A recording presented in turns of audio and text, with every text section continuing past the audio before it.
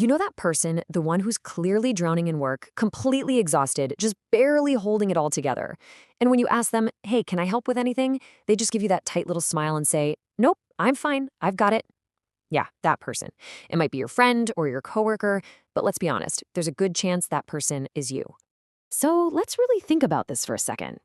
Are you that friend? The one who's running on pure fumes, staying up late to solve problems that, a quick 5-minute chat could probably fix? You're the reliable one, right? The one who always figures it out. But the second someone offers to take something, anything off your plate, you just can't let them. You know, if that description just made you squirm a little, you probably felt a small tightening in your chest just now.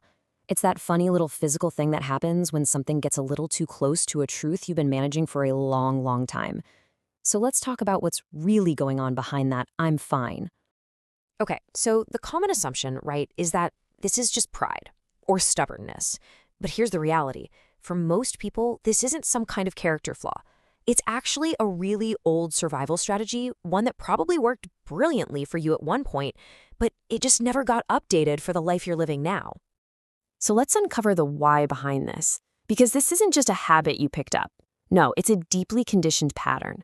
And really understanding where it came from, that's the first step to being able to see it for what it is. So chances are, at some point in your past, probably when you were pretty young, you reached out, you showed someone you were struggling, and you were met with, well, maybe dismissal or frustration, or maybe they just weren't there. And your brain, which is this incredible pattern recognition machine, it logged a really critical piece of data. Needing people equals disappointment. So you adopted. You learned to be the one who never needs anything. You became self-sufficient. Psychology actually has a name for this. Attachment theorist John Bowlby called them internal working models. And you can think of them like these mental templates or like default settings that got programmed into you early in life. They just run quietly in the background, telling you how relationships are supposed to work, and most importantly, whether your needs are even worth meeting in the first place.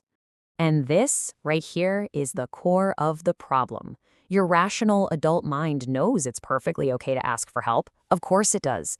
But these old models, they're not wired into your logical brain. They're wired into your nervous system. And frankly, your nervous system doesn't care about your logic. It cares about survival. And its old, outdated data says being self-sufficient is survival. Now let's look at how this whole thing snowballs into something way bigger. See, over time, this stops being just a strategy you use, and it becomes a core part of your identity. You're not just acting self-sufficient anymore, you are the self-sufficient one. It's who you are. So here's the crucial shift. When you've spent years, maybe decades, building your entire sense of self around being the capable one, the one who has it all together, asking for help doesn't feel like a simple request. It feels like a fundamental threat to your entire identity. If you admit you can't handle something, it feels like the whole character you've built, this competent person everyone relies on, is about to just collapse. But here's the wild thing. Our perception of how people will react if we ask for help, it is way, way off. In fact, a famous study found that we're off by about this much. Yeah, a 2008 study by Flynn and Lake found that we underestimate how willing people are to help us by almost 50%. We're walking around thinking our request is this massive burden, when in reality, most people are actually pretty happy to lend a hand. But again, just knowing that fact doesn't really change anything, does it? Because the barrier isn't informational, it's deeply emotional. And you can see this dynamic play out so intensely in our relationships. For the chronic overgiver, giving feels safe. It keeps you in control, right? It makes you feel needed. And let's be real, being needed can sometimes feel like the closest thing to being loved. Receiving, on the other hand, whoa, that feels exposing. It's vulnerable. It's a threat to that safe, in-control position you've worked so hard to maintain. So, over time, this creates what you might call an invisible ledger in your relationships. It all gets really lopsided. As the giver, you feel safe in your role, but you also start to feel unseen. You can't ask for what you need, so this quiet resentment starts to build up. Meanwhile, the other person, the receiver, might feel vaguely guilty or weird about it, but they don't even know why. They've no idea your needs even exist because you've gotten so good at hiding them. So, okay, if you're sitting there nodding along, recognizing this whole pattern in yourself, the big question is, how does this actually change? Well, the good news is it absolutely can. But it's not about having one big, tearful breakthrough moment. It's more about building a bridge to a new way of being. So first, let's just toss out the whole idea of some dramatic movie-style transformation. Real change in this area is gradual, it's quiet, and it is built on repetition. It's about creating tiny new experiences that slowly, gently, and patiently update that old survival wiring. So what does that actually look like? Well, you start small, like ridiculously small. Ask for a tiny favor. Hey, can you grab me a coffee while you're up? Then comes the hardest part. Step 2. You just have to sit with and survive that awful, intense feeling of vulnerability that comes up. And then you do step 3. You notice. You notice the world didn't end. You notice the other person wasn't burdened at all. And then you do it again and again. And each time you do that, you're literally carving a new neural pathway in your brain. You know, something that often gets missed in all this is grief.